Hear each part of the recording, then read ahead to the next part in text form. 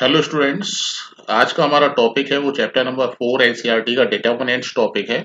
और इस वीडियो में हम जो है डिटर्मिनेंट्स का इंट्रोडक्शन पढ़ेंगे। ओके, इंट्रोडक्शन है, ध्यान रखिएगा हम क्या पढ़ने वाले हैं, डिटर्मिनेंट्स का introduction.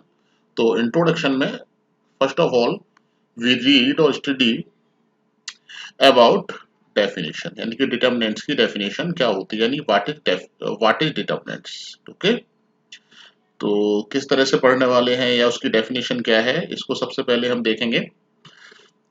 To every square matrix, okay, to every square matrix, suppose A equal to AI दे, ठीक है ना।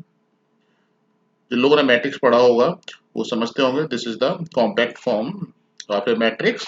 और यहाँ पर n इंटू एन लिखा हुआ, दैट मीन्स जो मैट्रिक्स है वो क्या है, आपका स्क्वायर मैट्रिक्स है। तो देखिए यहाँ पर भी स्क्वायर मैट्रिक्स लिखा हुआ है और यहाँ पर भी n इंटू एन लिखा हुआ है, तो कोई कंफ्यूजन नहीं होना चाहिए। यानी कि डिटर्मिनेंट जो है वो स्क्वायर मैट्रिक्स हो सकता है, ठीक है ना। आगे पढ़ेंगे कि कैसे होगा वो, यानी किस कंडीशन में स्क्वायर मैट्रिक्स लिखा होगा तब वो हमारा डिटर्मिनेंट्स होगा। इसके बारे में हम डेफिनेशन में आगे पढ़ने वाले हैं, ठीक है ना। तो टू एवरी स्क्वायर मैट्रिक्स से we can associate we can associate a number, यानी कि किसी भी स्क्वायर मैट्रिक्स से हम एक नंबर को एसोसिएट कर सकते हैं, ठीक है ना। यानी अदर वर्ड्स में हम बोलते हैं तो डिटर्मिनेंट्स क्या है, हमारा डिटर्मिनेंट्स क्या है, determinants is nothing but A number, ठीक है ना। किस तरह का नंबर, रियल और कॉम्प्लेक्स, यानी नंबर जो हमारा है वो रियल भी हो सकता है और कॉम्प्लेक्स भी नंबर हो सकता है। आई होप कि कॉम्प्लेक्स नंबर्स के बारे में आपको पता होगा, जो कि क्लास 11th में आप लोगों ने एनसीईआरटी का चैप्टर नंबर 5 से पढ़ा होगा, ठीक है ना। We can associate a number is called determinant of a square matrix. बार बार ध्यान रखिएगा, square matrix, okay, square matrix A and denoted as,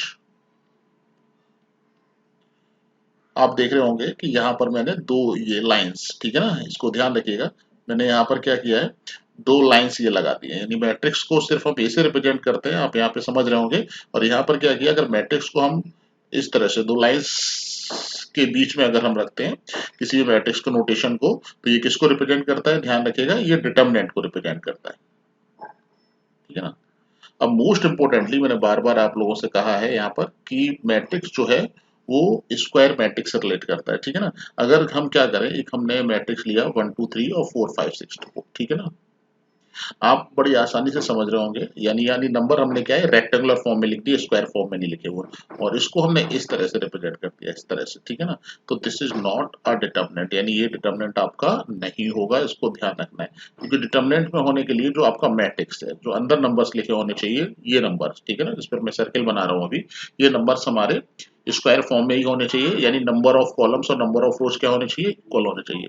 और मैं ये मानकर चल रहा हूँ कि डिटर्मिनेंट्स टॉपिक जो आप लोग हैं वो मैट्रिक्स के बाद ही पढ़ रहे हैं, क्योंकि एनसीईआरटी में भी ये टॉपिक हमारा चैप्टर नंबर 4 है और चैप्टर नंबर 3 जो है वो मैट्रिक्स है।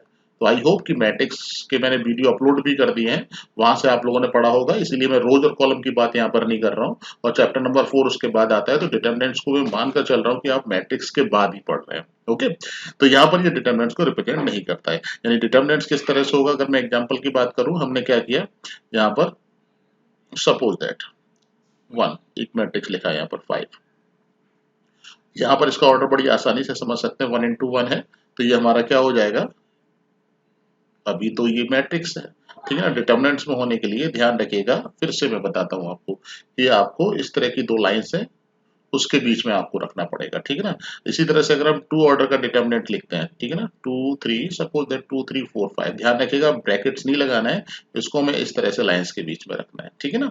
और इसी तरह से अगर हमें 3 ऑर्डर का लिखना है, तो सपोज दैट 1 2 3 4 5 6 7 8 9, ये 3 ऑर्डर का हो गया, ठीक है ना। अब दूसरी बात आती है, ये जो नंबर है, ये सॉरी नंबर क्यों बोलूंगा मैं, डिटर्मिनेंट बोलूंगा अभी तो इसको। ये डिटर्मिनेंट जो होते हैं वो एसोसिएट करते हैं एक वैल्यू के साथ, वैल्यू का मतलब हो जाएगा आपका रियल नंबर के साथ, ठीक है ना, या फिर कॉम्प्लेक्स नंबर के साथ। वो रियल नंबर और कॉम्प्लेक्स नंबर के साथ किस तरह से रिलेट करते हैं इसके बारे में बात करने वाला हूँ आपसे, ठीक है ना। ये क्या हो जाएगी, आपकी वैल्यू हो जाएगी। अब ये वैल्यू कैसे फाइंड आउट करते हैं, उसका प्रोसेस क्या होता है, वही हम यहाँ पर अभी नेक्स्ट डिस्कस करने वाले हैं। ओके, तो यहाँ पर evaluate value of determinant. Okay, यानी कि हम डिटरमिनेंट की वैल्यू को कैसे इवेल्युएट करते हैं, इसको ध्यान रखिएगा।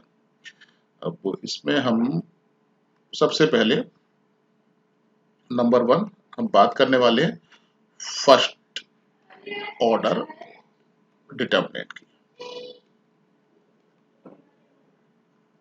यानी फर्स्ट ऑर्डर का डिटरमिनेंट हम लिखते हैं। फर्स्ट ऑर्डर का डिटरमिनेंट का मतलब आपका नंबर ऑफ रोज और नंबर ऑफ कॉलम जो है वो इक्वल होंगे। फर्स्ट ऑर्डर का डिटरमिनेंट मैंने जो तीनों एग्जांपल आपको ऊपर दिए हुए हैं, आप ध्यान रखिएगा, ये फर्स्ट ऑर्डर का डिटरमिनेंट है यहाँ पर, ये सेकंड ऑर्डर का डिटरमिनेंट है क्योंकि नंबर ऑफ रोज और नंबर ऑफ कॉलम्स 2 है यहाँ पर, और ये थर्ड ऑर्डर का डिटरमिनेंट है।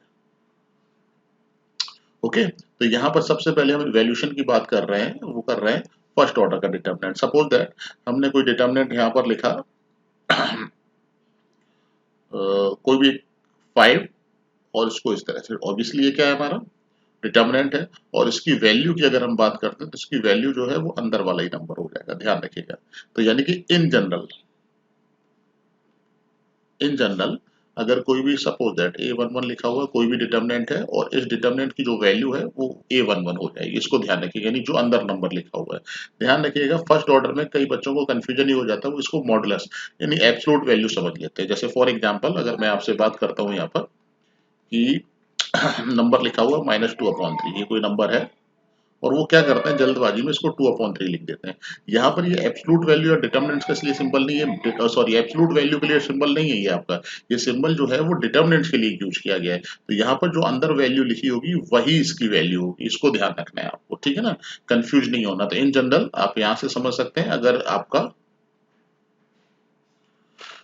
वन ऑर्डर का डिटरमिनेंट लिखा हुआ है तो हम उसको इस तरह से वैल्यूएट करते हैं, वैल्यू के साथ इस तरह से रिलेट करता है, ठीक है ना। सेकेंडली हम बात कर रहे हैं यहाँ पर आपसे कि अगर डिटरमिनेंट हमारा सेकंड ऑर्डर का है, ठीक है ना, सेकंड ऑर्डर डिटरमिनेंट अगर है, उसको हम कैसे फाइंड आउट करेंगे, ठीक है ना, या कैसे उसकी वैल्यू को इवेल्यूएट करेंगे। तो यहाँ पर सबसे पहले हम एक जनरल एग्जांपल ले लेते हैं। इन जनरल एक मैट्रिक्स हमने कंसीडर किया टू ऑर्डर का, A11, A12, A21 and A22। Okay, अगर इसको डिटरमिनेंट में लिखना है, डिटरमिनेंट फॉर्म में लिखना है, तो बड़ी आसानी से आप यहाँ पर समझ सकते हैं कि इसको क्या करना पड़ेगा, आपको इस तरह से रिप्रेजेंट करते हैं, इस तरह से A11, A12, A21 और A22। ओके, अब इसको किस तरह से इवेल्युएट करते हैं, फर्स्ट ऑर्डर में क्या था कि जो अंदर नंबर लिखा होता था, सिंगल नंबर लिखा होता था, वही उस डिटरमिनेंट की वैल्यू हो जाती थी, ठीक है ना। अगर हम सेकंड ऑर्डर डिटरमिनेंट की यहाँ पर बात कर रहे हैं, तो आई होप कि बड़ी आसानी से नहीं समझ पाए, समझ लेंगे बड़ी आसानी से, ठीक है ना। लेकिन लास्ट वाला यानी फर्स्ट ऑर्डर डिटरमिनेंट का कॉन्सेप्ट यूज मत कर दीजिएगा, क्योंकि यहाँ पर तो 4 नंबर्स लिखे हुए, 4 नंबर लिखे हुए हैं यहाँ पर, ठीक है ना। तो वहां पर सिंगल नंबर था, तो वही वैल्यू हो जाती थी। और अगर हम टू ऑर्डर के डिटरमिनेंट्स की बात करते हैं तो क्या प्रोसेस यूज करते हैं, इसमें क्या करेंगे, हम इसमें ये क्रॉस मल्टीप्लाई करेंगे, यानी A11 का A22 के साथ मल्टीप्लाई, इस तरह से A11 इंटू A22, सॉरी, और फिर माइनस का सिंबल लगाएंगे, उसके बाद A21 का मल्टीप्लाई A12 के साथ कर देंगे, यानी A12 इंटू A21। इस तरह से ऑब्वियस सी बात है, ये कोई ना कोई यहाँ पर तो ये नोटेशन लिखे हुए हैं तो कैलकुलेशन नहीं कर सकते यहाँ पर, लेकिन अगर कोई नंबर्स लिखे होते हैं इसके अंदर तो हम इसकी कैलकुलेशन भी कर सकते हैं बड़ी आसानी से। इसको देखिए एक एग्जांपल की हेल्प से समझते हैं।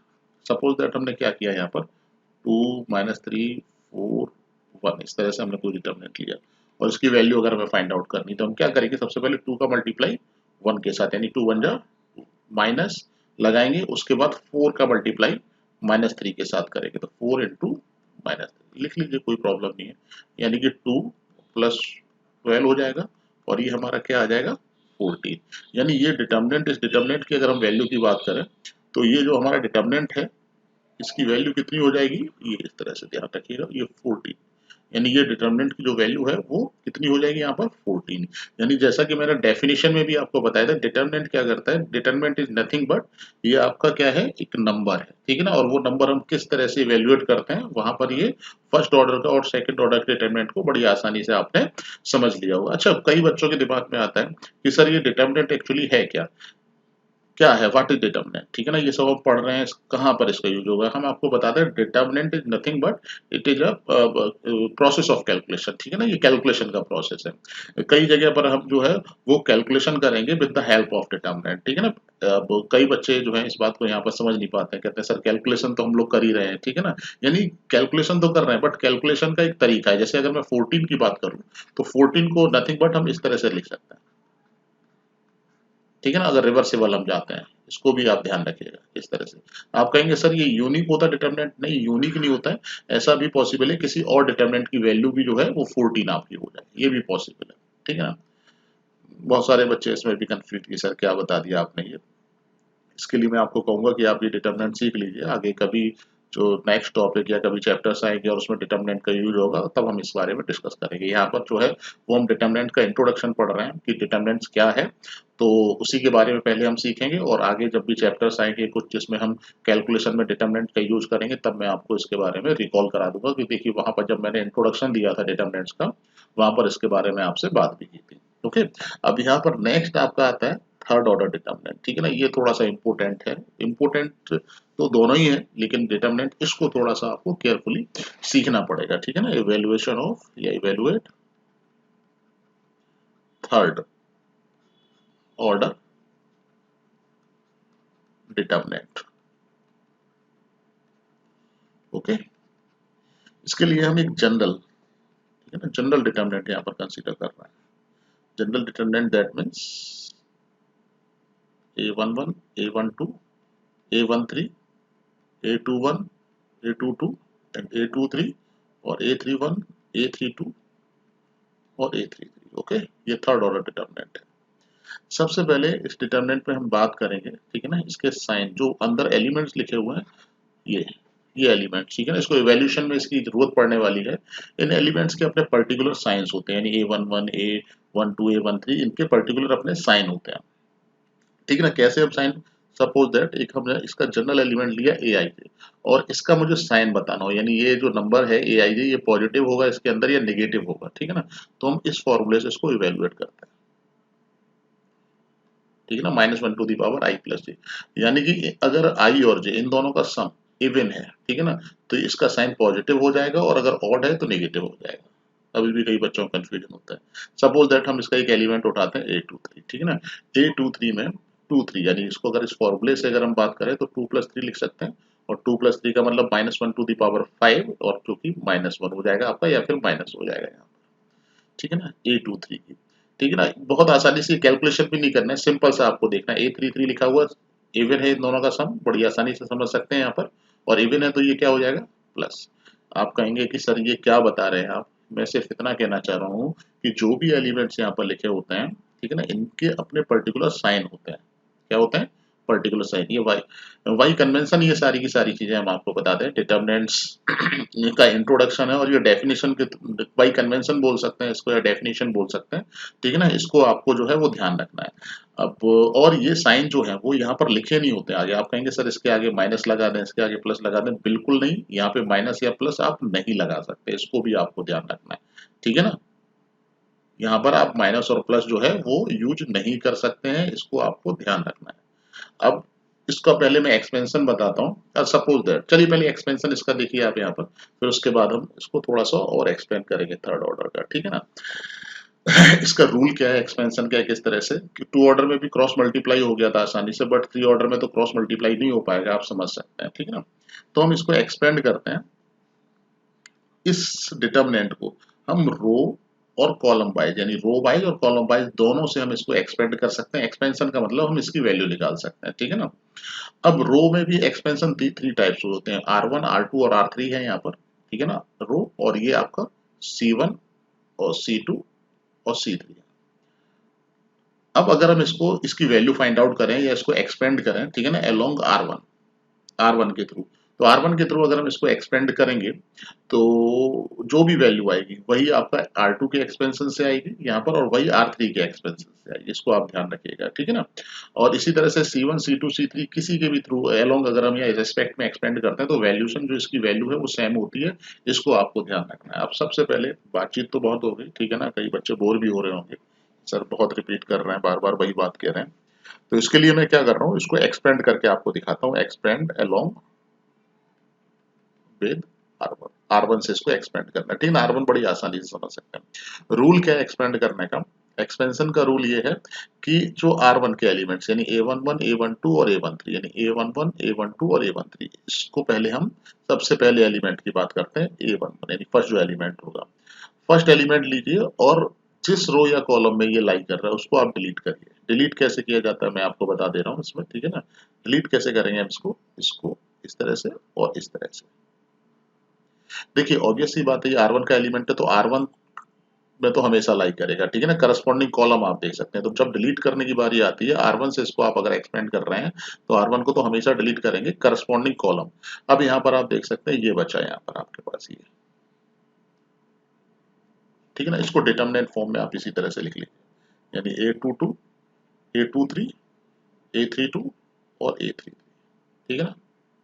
उसके बाद सेकंड एलिमेंट की बात आती है A12 में क्या है, साइन पहले हम लगाएंगे A12 का जो साइन होगा, तो बड़ी आसानी से आप समझ सकते हैं दोनों का जो सम है ऑड है तो यहाँ पर माइनस साइन आ जाएगा।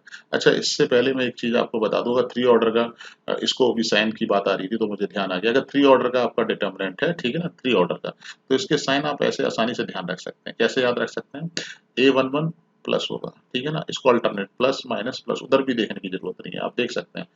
पहला ध्यान रखिए साइन प्लस, उसके बाद प्लस माइनस प्लस, अल्टरनेट में प्लस है माइनस प्लस, माइनस है प्लस माइनस, प्लस है माइनस प्लस, इस तरह से आप ध्यान रख सकते हैं। यानी थ्री ऑर्डर के डिटर्मिनेंट के जो सिंबल हैं अंदर, जो एलिमेंट्स उनके जो साइन है प्लस और माइनस, वो इस तरह से आप याद रख सकते हैं। आप चेक कर लीजिए, जैसे ये प्लस आया तो देखिए आप जरा इवन होगा यहाँ पर आपका, ठीक है ना, इस तरह से याद रख सकते हैं।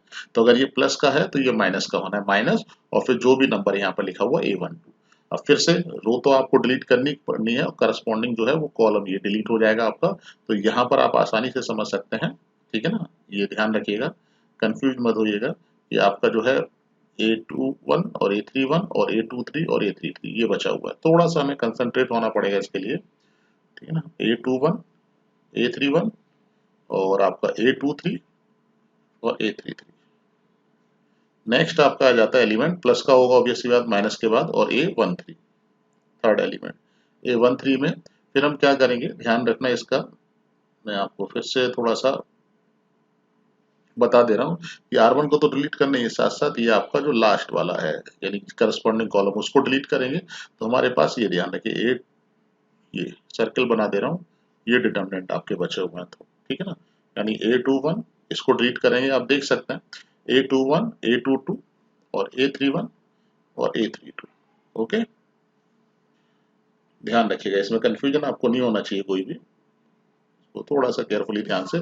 और इसके बाद जो इसका एक्सपेंशन है बड़ी आसानी से A11, आप इसका क्रॉस मल्टीप्लाई टू ऑर्डर का डिटर्मिनेंट में एक्सपेंशन आपको बता चुका हूँ, A22 into A33 minus A23 और A32, और उसके बाद माइनस A12, इसको भी हम क्रॉस मल्टीप्लाई करेंगे A21 इंटू A33। ध्यान रखिएगा multiply left to right, left to right ये पहले होगा, इसको पहले मत कर दीजिएगा, यानी ये मल्टीप्लाई पहले होना है, इसको ध्यान रखिएगा। फिर माइनस A31 और A23 एंड प्लस इसी तरह से A13, और ये आपका A21 into A32 minus A31 into A2। इस तरह से हम इसको एक्सपेंशन, अगर यहाँ पर नंबर होंगे तो इसके बाद भी जो आपकी है वो कैलकुलेशन हो जाएगी, ठीक है ना। यहाँ पर कहीं कोई प्रॉब्लम नहीं होनी चाहिए आपको समझने में। आप इसको क्या करेंगे, हम एक एग्जांपल की हेल्प से समझते हैं। कोई भी एक हमने ले लिया 1 -2 3 2 0 5, ज्यादा बड़े नंबर नहीं लेंगे, 1 3 -2, ओके। और इस डिटर्मिनेंट की हमें वैल्यू फाइंड आउट करनी है, ध्यान रखिएगा, ठीक है ना। तो अभी हम क्या कर रहे हैं, इसको R1 से ही एक्सपेंड करेंगे, एक्सपेंड along with चलिए समझिए, R1 में सबसे पहला एलिमेंट 1 है, तो इसको फर्स्ट रो को फिर से एक बार बता दे रहा हूँ, फर्स्ट रो और कॉलम को डिलीट करेंगे, इसको तो आपको हमेशा डिलीट करना है, ठीक है ना। फर्स्ट कॉलम भी डिलीट होगा, तो 0 3 और 5 माइनस 2, ठीक है ना। 0 3 और 5 माइनस 2 इसको ले लिया यहाँ पर, ठीक है ना। फिर उसके बाद माइनस, और फिर यहाँ पर ये सेकंड एलिमेंट आया, ये माइनस 2 है, तो ध्यान रखिएगा प्लस, फिर उसके बाद माइनस आएगा और ये माइनस 2। कई बच्चे क्या होते हैं यहाँ पर कंफ्यूज होते हैं, वो डायरेक्ट माइनस 2 लिख देते हैं, इसीलिए मैंने जो एग्जांपल लिया यहाँ पर वो माइनस 2 का लिया, इसको ध्यान रखिए, ठीक है ना। माइनस 2 बाद में आएगा, ये नहीं है कि ये माइनस इस एलिमेंट के लिए नहीं, क्योंकि जो साइन होते हैं वो तो आपके इंडिविजुअल होते हैं, वो दिखाई नहीं देते हैं, वो हमें लगाने पड़ेंगे, याद रखना पड़ेगा इसको, ठीक है ना। फिर माइनस 2, उसके बाद करस्पॉन्डिंग कॉलम, अगर हम ये वाला कॉलम डिलीट करेंगे तो आपका क्या बचेगा, 2 1 और 5 माइनस 2।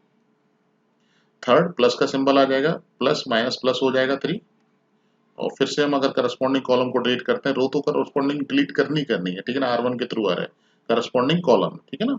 तो यहाँ पर क्या बन जाना है आपका 2 1 और 0, इसको एक्सपेंड करिए आप, 0 -15 हो जाएगी कैलकुलेशन, प्लस 2, ये -4 -5 और प्लस 3, 2 3 जा 6 -0। इसकी कैलकुलेशन अगर हम करते हैं, -15 प्लस 2 इंटू -9, चलिए लिख लीजिए, प्लस 3 18 हो जाएगा, चलिए ठीक है, सब कर दी कैलकुलेशन, नो प्रॉब्लम, ठीक है ना। यानी यहाँ पर -15 -18 और ये +18 कैंसिल हो जाएगा, -15, यानी इस डिटरमिनेंट की जो वैल्यू है -15 हो जाएगी, ठीक है ना। इसी तरह से हम क्या करते हैं, ये तो हमने किया आपका, ठीक है ना, किसके थ्रू एक्सपेंड, R1 के थ्रू। चलिए R3 के थ्रू हम लोग इसी क्वेश्चन को R3 के थ्रू जो है वो करके देखते हैं। वैल्यू ध्यान रखिएगा, वैल्यू आपकी चेंज नहीं होनी है, ठीक है ना, ये आपकी वैल्यू -15 ही रहनी है, चाहे हम इसको R1 के थ्रू एक्सपेंड करें, R3 के थ्रू एक्सपेंड करें, C1 C2 या C3 किसी के भी थ्रू एक्सपेंड करें, ठीक ना।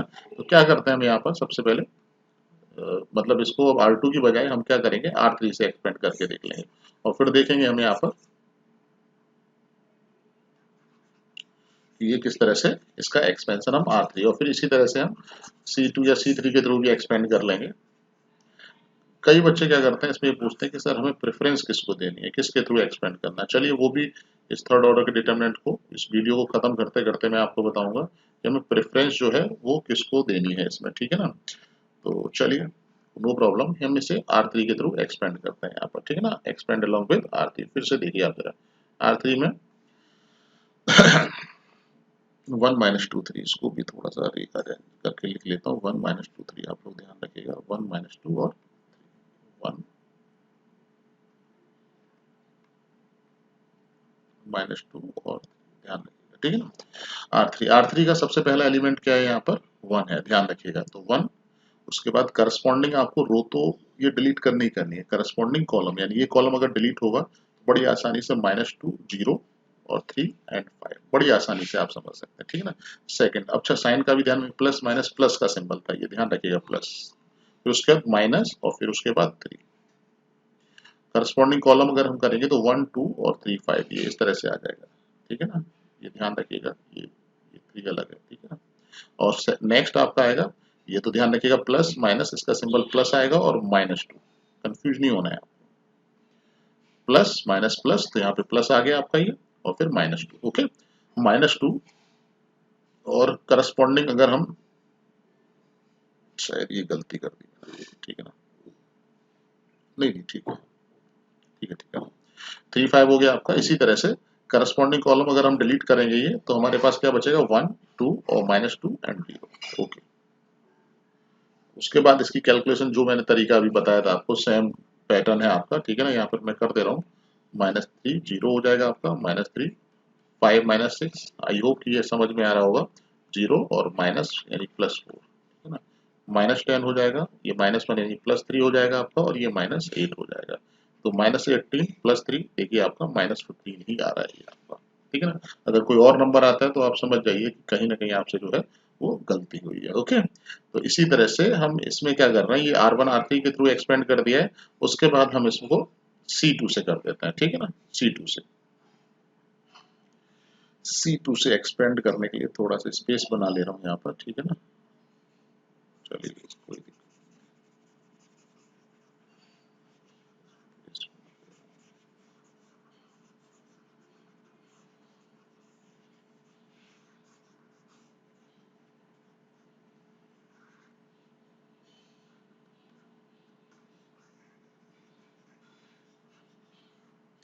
ओके, इसको भी थोड़ा सा 1 3 -2 ध्यान रखिएगा, 1 3 और -2, 1 3 और -2। ओके, अब हम क्या कर रहे हैं, इसको एक्सपेंड कर रहे हैं अलोंग या विद रिस्पेक्ट, एक ही बात है, अलोंग विद C2 से एक्सपेंड कर रहे हैं, ठीक है ना। तो C2 से एक्सपेंड करने के मतलब C2 के एलिमेंट्स, ये एलिमेंट्स आपको लेने हैं, ठीक है ना, ये एलिमेंट्स C2 के एलिमेंट्स। ओके, अभी यहाँ क्या करेंगे हम लोग कि सबसे पहला एलिमेंट ध्यान रखिएगा, लेकिन सिंबल पहले लगाना, प्लस माइनस और फिर ये -2, ध्यान रखिएगा।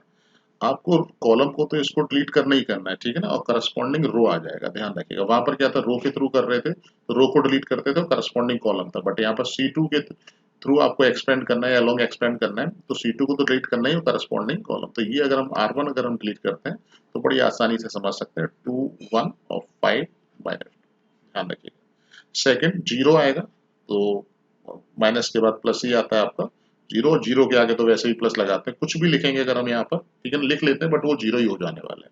यहाँ पर करस्पॉन्डिंग रो, यानी कि 0 के थ्रू एक्सपेंड कर रहे हैं तो करस्पॉन्डिंग रो हमारी R2 हो जाएगी, तो क्या बचेगा, 1 1 3 -2, केयरफुली 1 1 3 -2।